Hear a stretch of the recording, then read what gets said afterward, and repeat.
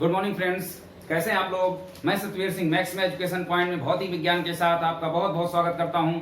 आप यहां पास देखेंगे कि हम लोग भौतिक विज्ञान में जो भी प्रश्न आने वाले हैं बीईओ या फिर यूपी पीसीएस प्री के लिए, वहां पास हम फिजिक्स के लाइट चैप्टर, प्रकाश चैप्टर की बात कर रहे थे, जिसमें हमने महत्वपूर्ण और बेसिक रूप से 4 से 5 लेक्चर में चीजों को समझा था। अब हम देखेंगे कि उस पूरे के पूरे लाइट प्रकाश चैप्टर से ऐसे कौन कौन से प्रश्न हैं जो बार बार आ रहे हैं या जिनके आने की संभावना है। हम उन प्रश्नों को विद डिस्क्रिप्शन यहाँ पे देखने का प्रयास करेंगे। आप लोग यहाँ पास कंसंट्रेट होकर देखिए। जितने भी लोग चैनल पे नए हैं वो चैनल को सब्सक्राइब करें और लाइक करें, हमारे साथ बने रहें और यहाँ पे देखें कि हम लोग किस तरीके से एक एक टॉपिक को, एक एक क्वेश्चन को उसका पोस्टमार्टम करके यहाँ पे सॉल्व करते हैं। चलिए हम लोग देखते हैं बोर्ड में पहला प्रश्न। देखिए, मानव आंख दृश्य प्रकाश के किस तरंगदैर्घ्य के लिए सुग्राही है। यहाँ पास आप देखेंगे दृश्य प्रकाश की बात की गई है। दृश्य प्रकाश यानी विजुअल रेज जो हमें दिखाई देती है। 3 प्रकार से आप किरणों को पढ़ते हो, अवरक्त किरणें या फिर दृश्य प्रकाश और उसके बाद अल्ट्रावायलेट रेज। तो यहाँ पास देखिए दृश्य प्रकाश यानी जो हमें दिखाई देता है। प्रश्न कह रहा है कि मानव आंख दृश्य प्रकाश के किस तरंगदैर्घ्य के लिए सुग्राही है, यानी हमारी आंखें दृश्य प्रकाश के किस तरंगदैर्घ्य को देख सकती हैं। तो इसका जो सही आंसर है वह आप देखेंगे कि 5500 एंगस्ट्रॉम। कितना? 5500 एंगस्ट्रॉम होगा, या इसी को अगर हम नैनोमीटर में देखें तो 555 नैनोमीटर होता है।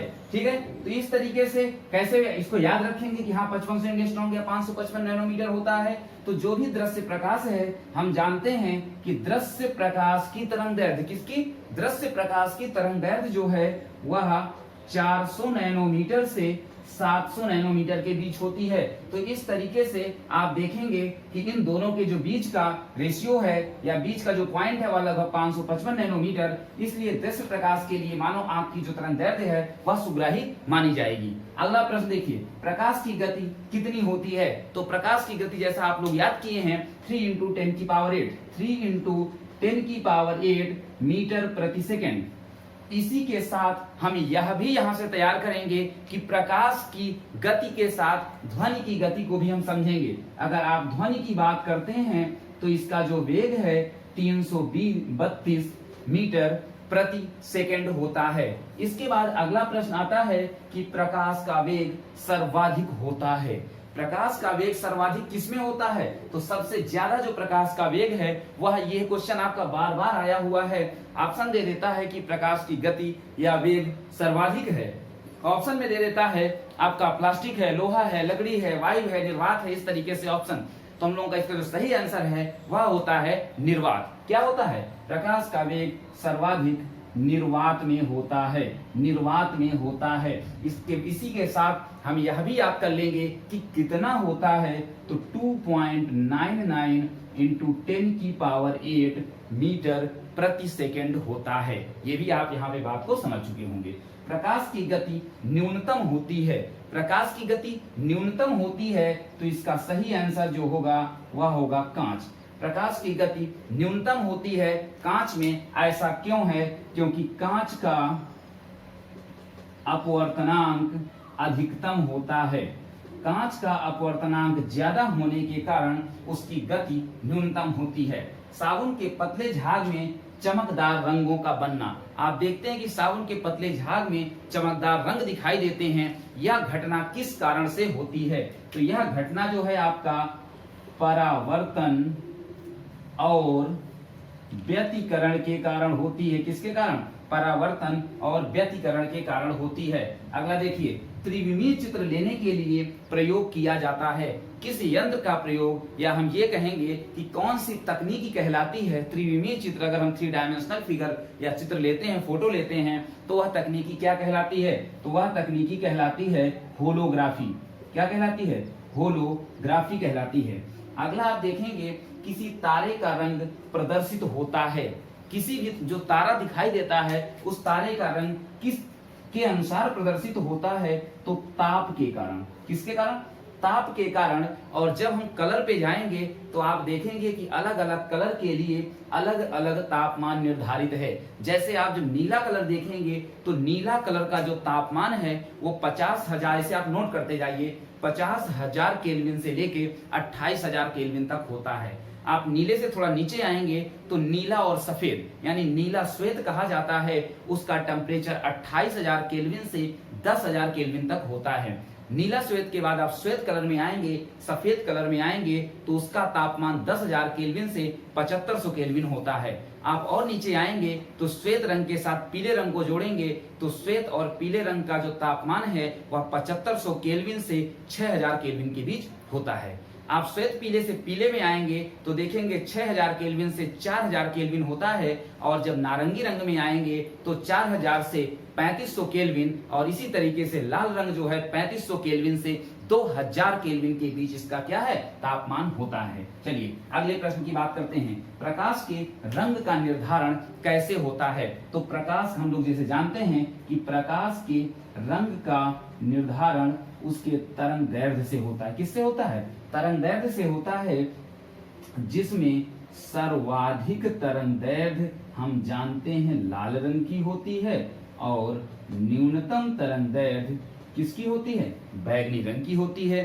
सर्वाधिक विग्योर में आप देखते हैं कि सर्वाधिक तरंग दैर्ध्य लाल रंग की और न्यूनतम तरंग दैर्ध्य किसकी होती है? बैगनी रंग की होती है। अगर सर्वाधिक तरंग दैर्ध्य लाल रंग की है तो कितनी होती है, इस पॉइंट को भी हम यहाँ बातचीत करते हुए चलेंगे। तो आप देखेंगे कि जब सर्वाधिक की बात करेंगे तो 7.5 इंटू 10⁻⁵ सेंटीमीटर। कितना? 7.5 इंटू 10⁻⁵ सेंटीमीटर। उसी तरीके से जब इसको देखेंगे तो 4 इंटू 10⁻⁵ होता है। अगला, धूप से बचने के लिए छाते में रंग का नियोजन कैसे होना चाहिए। अगर धूप आ रही है और हम छाता लेके चल रहे हैं तो छाता कैसा होना चाहिए, जब इसके बारे में आप बात करेंगे तो छाता जो है ऊपर से उजला होना चाहिए और नीचे से काला होना चाहिए। यानी ऊपर से कैसा? उजला और नीचे से काला होना चाहिए। ऐसा क्यों होता है? क्योंकि आप जानते हैं कि जो सफेद सतह होती है वह प्रकाश का पूर्णतः क्या है? परावर्तक होती है। यानी प्रकाश आके परावर्तित हो जाता है, वह अवशोषक बहुत कम ही होती है। इस तरीके से सफेद रंग प्रकाश की तरफ होने से प्रकाश जब आएगा छाते से परावर्तित होकर चला जाएगा तो हमें गर्मी का एहसास कम होता है। नेक्स्ट, लास्ट प्रश्न है दोपहर के 12 बजे। ये प्रश्न भी आने की पूरी संभावना है कि दोपहर के 12 बजे किस दिशा में इंद्रधनुष दिखाई देगा। ये क्वेश्चन आप यहाँ पे देखिएगा कि दोपहर के 12 बजे किस दिशा में इंद्रधनुष दिखाई देगा। तो यहाँ पास आप लोग बताइए इसका सही आंसर क्या होगा। इसका सही आंसर होगा इंद्रधनुष दिखाई नहीं देगा। दोपहर के 12 बजे इंद्रधनुष दिखाई नहीं देता। क्यों नहीं दिखाई देता, यही तो हमें जानना है। दोपहर के 12 बजे सूर्य हमारे किस पे होता है? सिर के ऊपर होता है। अब जो सूर्य हमारे सिर के ऊपर होगा तो प्रकाश का जो आप देखेंगे कि क्या कहते हैं, प्रकाश का अपवर्तन बूंदों से टकराने के बाद नहीं हो पाएगा, क्योंकि जब एकदम से सीधाई पर होगा तो बूंद की भी वही दिशा और प्रकाश की भी वही दिशा और अपवर्तन की घटना बिल्कुल भी नहीं हो पाती है। इस तरीके से एक चीज और हमें ध्यान देना है कि इंद्रधनुष हमेशा सूर्य के विपरीत दिशा में दिखाई देता है, लेकिन जब सूर्य हमारे सिर के ऊपर है तो हमें इंद्रधनुष यहाँ पे दिखाई नहीं देगा। तो इस तरीके से हम लोगों ने क्या किया, ये 10 प्रश्न हुए, तुरंत इसको नोट करिए और हम लोग अगले प्रश्न की बात करते हैं। तुरंत नोट करिए। तो इस तरीके से आपने देखा कि किस तरीके से 10 महत्वपूर्ण प्रश्न। उसके बाद हम आते हैं अगले 11वें प्रश्न की ओर। तो देखिए, एक नॉटिकल मील किसके बराबर होता है। जब आप नॉटिकल मील की बात करते हैं तो एक नॉटिकल मील 1.852 किलोमीटर के बराबर होता है। किसके बराबर होता है? 1.852। यह दूरी मापने का क्या है? एक इकाई है जिसे हम 1.852 किलोमीटर के इक्वल रखते हैं। अगला प्रश्न, जब लाल, नीले तथा हरे रंग का पुंज एक स्थान पर पड़ता है तब प्रकाश का रंग कैसा हो जाता है, या तब प्रकाश का रंग हमें कैसा दिखाई देता है। तो इस समय जो है रंग जो होगा, जब प्रकाश लाल, नीला तथा हरा प्रकाश पुंज एक स्थान पर पड़ेगा तो प्रकाश का रंग यहाँ पास सफेद दिखाई देगा। कैसा दिखाई देगा? सफेद दिखाई देगा। दरअसल ये होता है कि जो 3 रंग दिए गए हैं, कौन कौन से? लाल, नीला और हरा, ये जो है प्राथमिक रंग में आते हैं। किसमें आते हैं? प्राथमिक रंग में, जिसे हम RGB के नाम से जानते हैं। ये प्राथमिक रंग होते हैं और प्राथमिक रंगों के एक किरण पुंज पे होने के बाद सफेद रंग का हमें अनुभव होता है। नेक्स्ट, धूप के चश्मे की पावर कितनी होती है? धूप के चश्मे की पावर कितनी होती है? तो इसमें जो सही आंसर होगा वह होगा 0 डायोप्टर। क्या होगा? 0 डायोप्टर। अब यहाँ पास डायोप्टर से हम एक बात को यहाँ ध्यान देते हैं कि की जो पावर होती है उस पावर को, यानी पावर क्या, क्षमता, तो लेंस की क्षमता को मात्रक इकाई जो है क्या है, डायोप्टर है।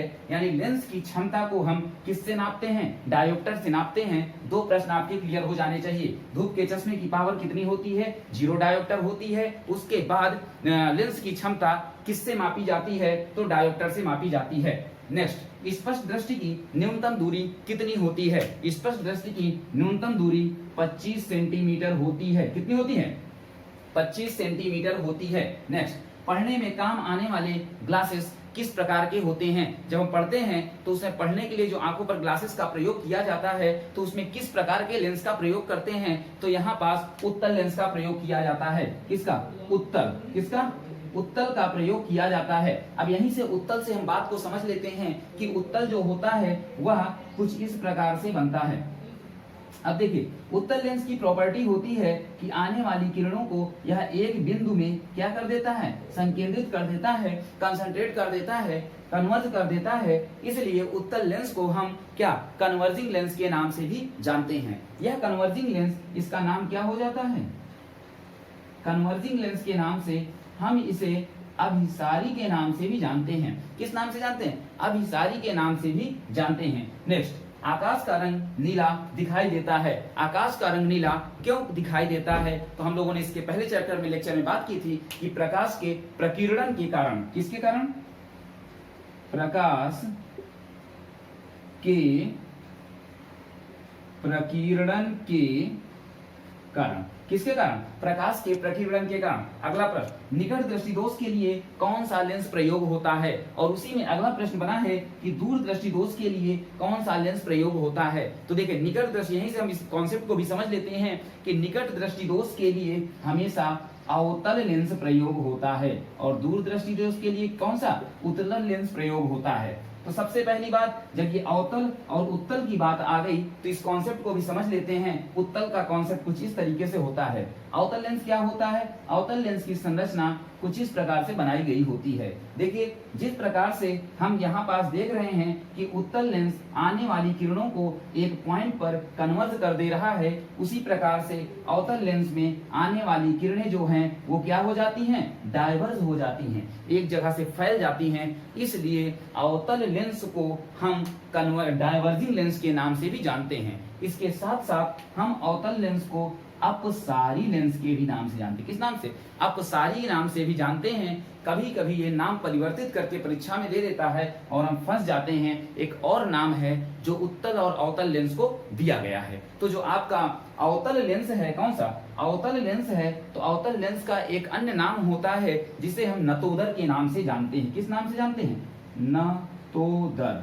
ये नतोदर के नाम से पूछता है कि नतोदर लेंस का प्रयोग किस दृष्टि दोष के लिए किया जाता है, तो निकट दृष्टि दोष के लिए। उसी तरीके से उत्तल लेंस को हम उन्नतोदर कहते हैं।